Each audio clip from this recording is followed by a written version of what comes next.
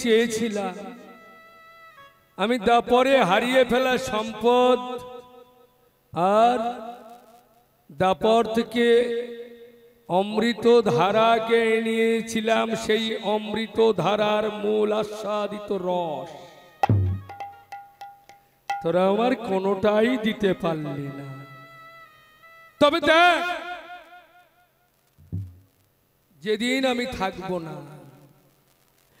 যেদিন আমি চলে যাব, যেদিন কলিযুগের জীবের দ্বারে দ্বারে আর গৌরাঙ্গ বলে কেউ থাকবে না,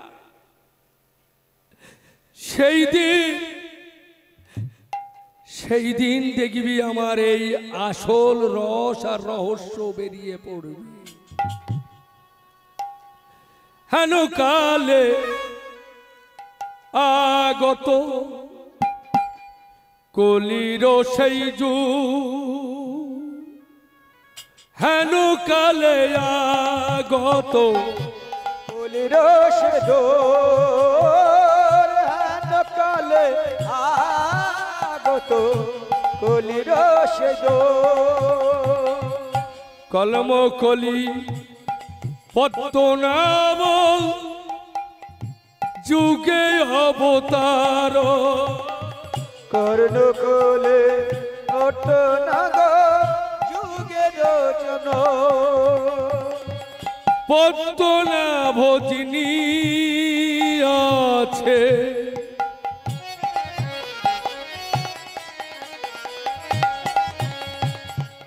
সিঙ্গারে ভরিয়া, ভরিয়া আছে ভিঙ্গার ভরিয়া। আর পদ্মনাভে যিনি আছে সিঙ্গারে ভরিয়া, পদ্মনাভে ভরিয়াছে ভিঙ্গার ভরিয়া।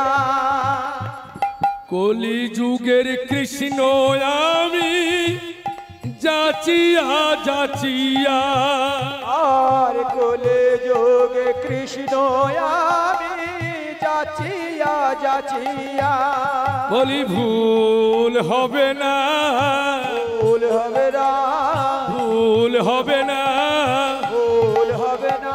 যেদিন আমি থাকবো না গো ভুল হবে না, যেদিন আমি থাকবো না গো ভুল হবে না। যেদিন আমি থাকবো না গো ভুল হবে না, যেদিন আমি থাকবো না গো ভুল হবে না। যেদিন আমি থাকবো না গো ভুল হবে, যেদিন আমি থাকবো না গো ভুল হবে না, ভুল হবে না, ভুল হবে না। তাহলে এটা কিসের অহংকার? জ্ঞানের অহংকার। জ্ঞান থাকতে যারা জ্ঞানের অহংকার করে আমি তাদের কোনোদিন ক্ষমা করি না। প্রমাণ দেখো, রাজা যযাতি, রাজা যযাতি তার জ্ঞানের অভাব ছিল না, বুদ্ধির অভাব ছিল না, ঐশ্বর্যের অভাব ছিল না, টাকা পয়সা ধন দৌলত গাড়ি বাড়ি সে ঈশ্বরের কৃপায় সবকিছু পাওয়ার পরেও একটুখানি ভুলের জন্য জীবনের সবকিছু হারিয়ে ফেলল।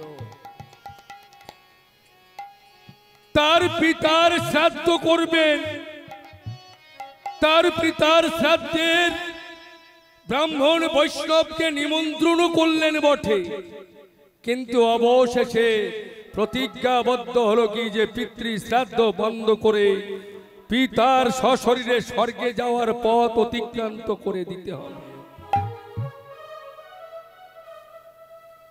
অবশেষে কি করলেন না, একটা পঞ্চম বর্ষীয় পুত্র ব্রাহ্মণ পুত্রকে দিয়ে তিনি কিনা নরমের যজ্ঞ করে পিতার সশরীরে স্বর্গের প্রাপ্ত করে দিলেন। ভগবান বললেন এটাও সবচেয়ে দম্ভের অধিকার।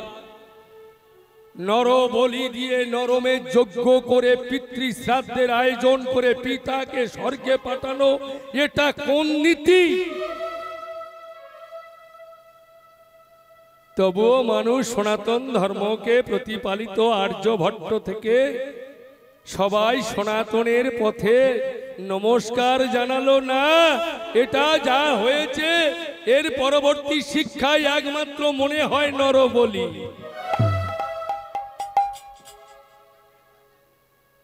বন্ধ করলেন কে? বেতাল ভট্ট। চারুচন্দ্র কলায় এই নরবলি দেওয়া বন্ধ হয়ে গেল। ভগবান এখানেও অহংকারের পতন ঘটালেন। যজাতি রাজাকে কুষ্ঠ রোগ দিলে, যজাতি রাজার গায়ে তার যে 5টা পুত্র ছিল, 4টে ছেলে ছিল তার, 2 স্ত্রী আর একটি ছিল তার শালিকার গর্ভে। পুরু রাজা হলো, ছোট বইয়ের ছেলে পুরু, একমাত্র পুরু যজাতির গায়ের ভল্লুকের জ্বর, কুষ্ঠ ব্যাধির অধিকারের দায় দায়িত্ব তুলে নিল পুত্র হয়ে, পিতার পাপের প্রায়শ্চিত্ত করে দিল। বলল, পিতা গো, তুমি যে যজ্ঞ করেছিলে তুমি কি জানো? বৃহস্পতির কপানলে তুমি যজ্ঞ করলে বটে, সনাতন ধর্মের মর্যাদা রাখলে বটে, কিন্তু কোন সনাতন ধর্মে আজও কোনো জায়গায় লেখা নেই, কোন শাস্ত্রে উল্লেখিত হয়নি, কোন বেদে লেখা হয়নি। তুমি কেমন করে নরবলির সিদ্ধান্ত নিলে? অপরে করিলে দোষ নিজের খণ্ডায়, আপনার দোষ হেতু আপনি বিচরয়।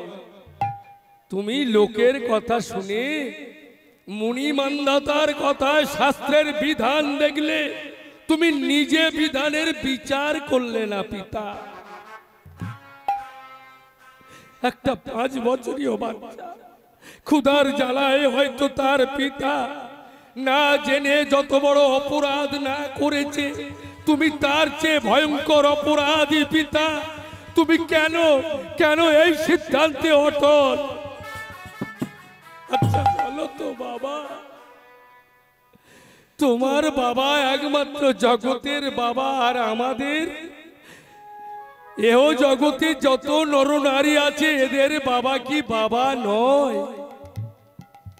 তোমার অর্থ আছে, তুমি লাখ লাখ লোকের নিমন্ত্রণ করেছো, পলোয়া কালিয়া মাছ মাংস ডিম এক ধাতে খাইয়ে গেলে যশ কেনার জন্য, আর একজন ভিখারি তোমার বাড়ি ভিক্ষা পেতে তার পিতৃ শ্রাদ্ধের আয়োজন করলো, তুমি তাকে একটি টাকাও দিতে পারলে না পিতা। এই অহংকারের প্রায়শ্চিত্ত করতে তোমাকে যে 64 নরকুণ্ডের মধ্যে, তোমাকে যে 3য় নরকুণ্ডে রৌরব নরকুণ্ডে 6 মাস কালীন যাপন করতে হবে। আমরা যারা সনাতন, আমরা যারা সত্য, আমরা যারা নিষ্ঠা, আমরা যারা ভাবের ঘরে, আমরা এখনো পর্যন্ত নির্বোধিতায় এখনো সনাতন বলে স্বীকার করতে পারি নাই। আচ্ছা মায়েরা বলুন তো, আমরা তো একাদশী করি, যারা যারা একাদশী করেন একটু হাত তুলুন দেখি। কারা একাদশী করেন একটু হাত তুলুন। এখনো এখানে বহুত মায়েরা মনে হয় লজ্জায় হাত তুলছেন। যারা একাদশী করেন, আমরা শাস্ত্রীয় প্রমাণে পেয়েছি একাদশী করলে রৌরব নরকুণ্ড থেকে উদ্ধার পাওয়ার জন্য। তাহলে ভয়তে পড়ে একাদশী করছি তোমার? হ্যাঁ কি না বলবেন? ভয়তে পড়ে তো? কেন বলুন তো? আসলে না, আসলে না, আমরা সনাতন ধর্মের মানুষ, তাই ধর্মের উদযাপীয় কিছু কিছু দিক আছে যে দিকগুলোকে আমরা মেনে চলি, ঠিক কিনা?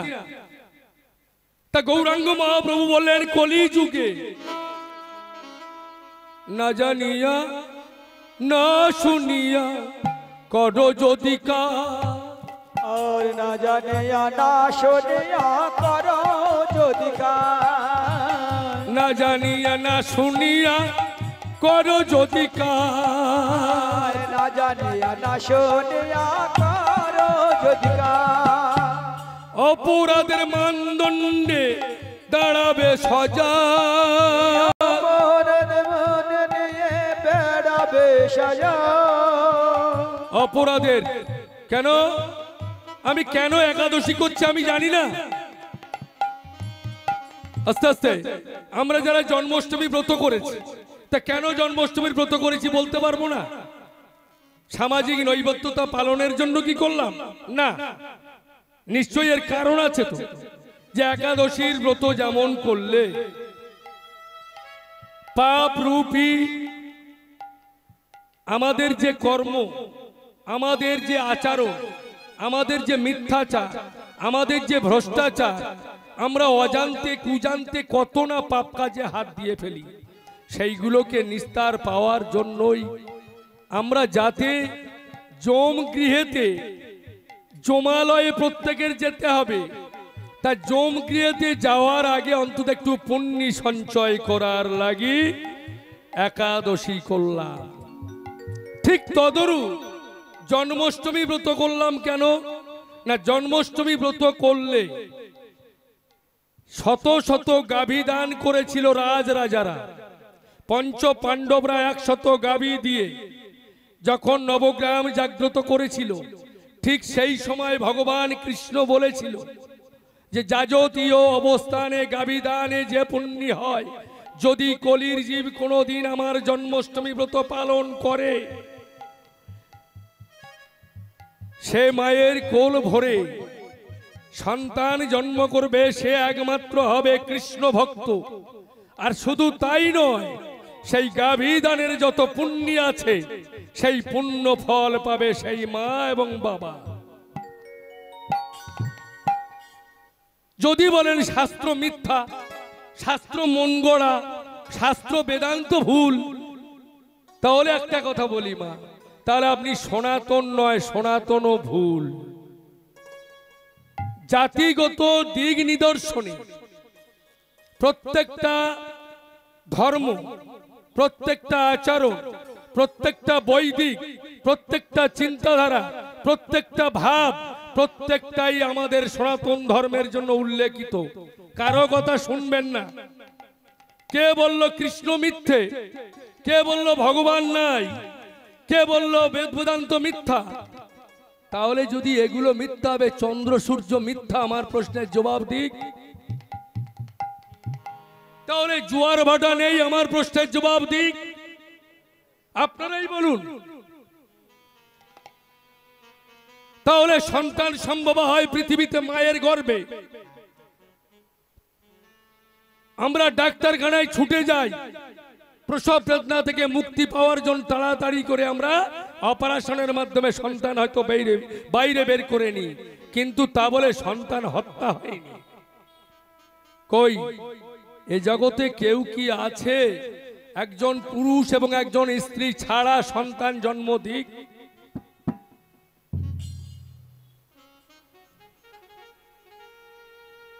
রজকার দেখো যারে পুণ্য দেখো হয় আকার, বেদ শাস্ত্র মিথ্যা নয় কবু জানিও তাই, বেদান্ত হইলে তবে হবে অবক্ষয়। বলি এমন কর্ম কেউ করো না, এমন কর্ম কেউ করো না, এমন কর্ম কেউ করো না, এমন কর্ম কেউ করো না, ভুলবে সবাই কলিযুগে, এমন কর্ম কেউ করো না, ভুলবে সবাই কলিযুগে, এমন কর্ম কেউ করো না। বলি ভুগবে সবাই রোগে রোগে, এমন কর্ম কেউ করো না, ভুগবে সবাই রোগে রোগে, এমন কর্ম কেউ করো না। বলি শিবাস তোরে বলি আমি, এমন কর্ম কেউ করো না, কৃপা করে বলি আমি, এমন কর্ম কেউ করো না, কৃপা করে বলি আমি, এমন কর্ম কেউ করো না, এমন কর্ম কেউ করো না, এমন কর্ম কেউ করো না।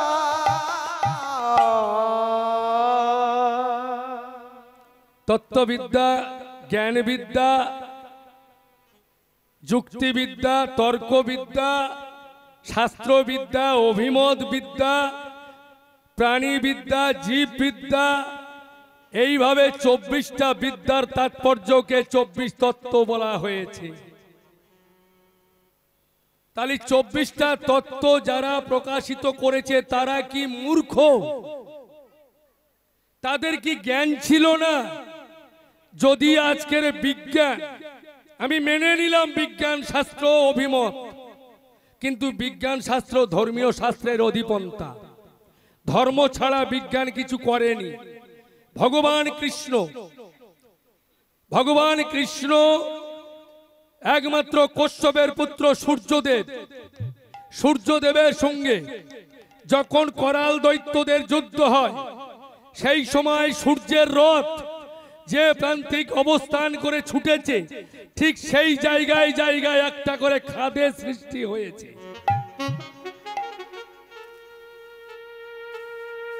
চৌষট্টিটা খাদ তৈরি করে প্রতিটা খাদের উপরে একটা করে মহা মহা নদী সৃষ্টি হয়ে গেছে।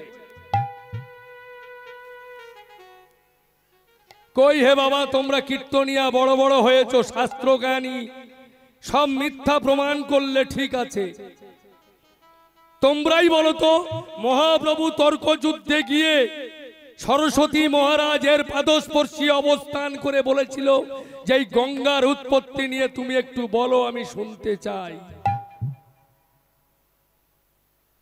সরস্বতী মহারাজ বলেছিল হিমালয়ের পাদদেশ থেকে গঙ্গা আবির্ভূত হয়েছে বরফের জল থেকে। মহাপ্রভু বলেছিল না, হতে পারে না,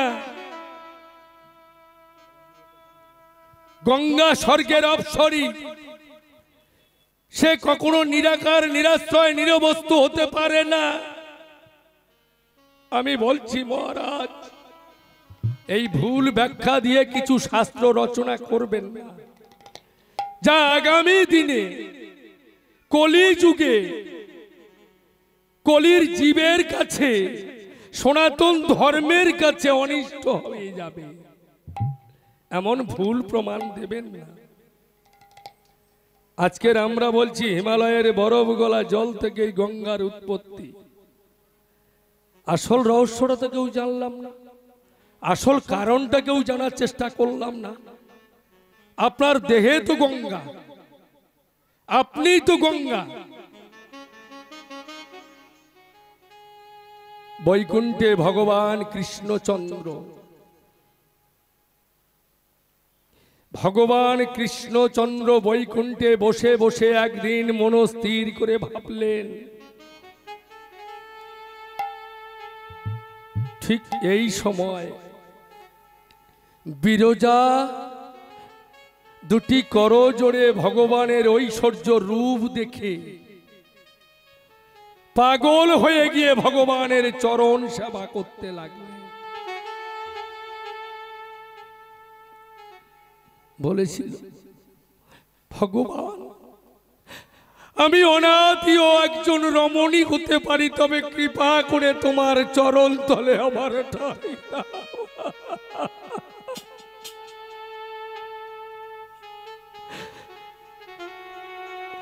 ব্রহ্মা বললেন, শোনো ভগবান, বিরজা তোমাকে সত্যি সত্যি কৃপা প্রার্থী হয়েছে, এ যুগের জন্য নয়, সত্য, ত্রেতা, দাপর, কলি, 4টে যুগে বিরজাকে আমি অমরত্ব দিয়ে দিয়েছি। তুমি পারো তো বিরজাকে আপন করে নাও। বিরজার ছিল না রূপের অহংকার,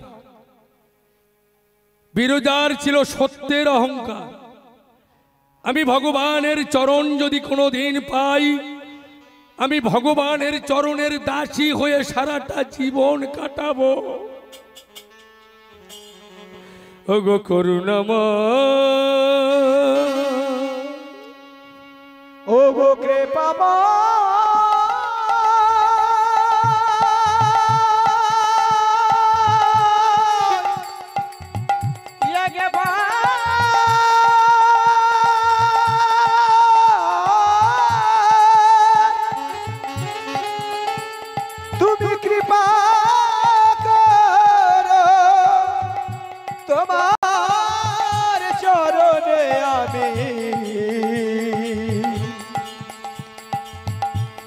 যেন সারা জীবন কাটাতে পারি, তাই কৃপা পাই।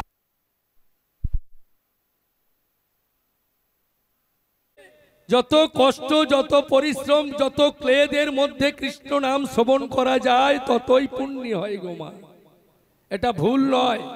দেহ তো সুখ চায়, আত্মা তো সম্ভব, জীবাত্মার পরমাত্মা। জীবাত্মা কখনো কি করে, আত্মসুখের জন্য ছুটে বেড়ায়। যেমন গরম সহ্য করতে পারে না, পাখার বাতাস লাগবে, বিজ্ঞান আবিষ্কার করে দিয়েছে, তাই বিজ্ঞানকে বেশি করে মানি। হ্যাঁ, কিন্তু পরমাত্মার জন্য তো বিজ্ঞান কিছু করেনি।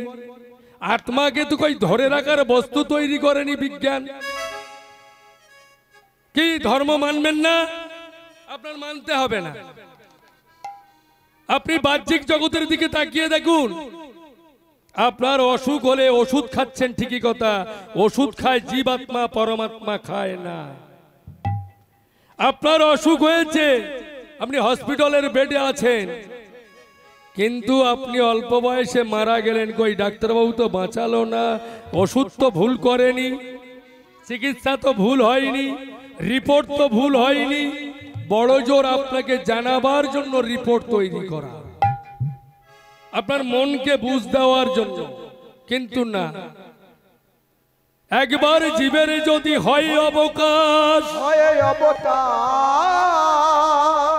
পরমাত্মা সঙ্গকে তার জীবের হয় সর্বনাশ। জীবের সর্বনাশ জীব নিজেই করে চলেছে। সেই জন্য বললাম যে এই অহংকারের জন্য আজকের দেখুন কেউ ছাড় পায়নি। তাহলে অহংকার, এবার বীর্যের অহংকার, একমাত্র অর্জুন তার সাক্ষী।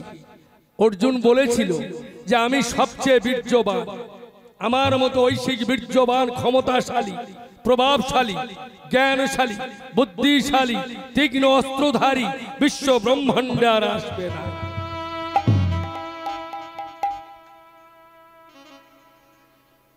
ভগবান বললেন, অর্জুন, বৃহস্পতির কামানল যজ্ঞ থেকে বাঁশের জন্ম হয়েছিল।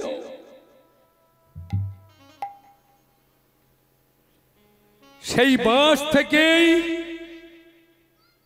তিনখানা ধনু আমি নির্মাণ করেছিলাম, তার মধ্যে একটি ধনু 5 পাউ। এই 5টি পাউ দিয়ে তোমাকে যে ধনু নির্মাণ করে দিয়েছি, এই ধনুর নাম গান্ডীব। গান্ডীব শব্দের অর্থ হলো মহা ভয়ঙ্কর পরাক্রমশালী।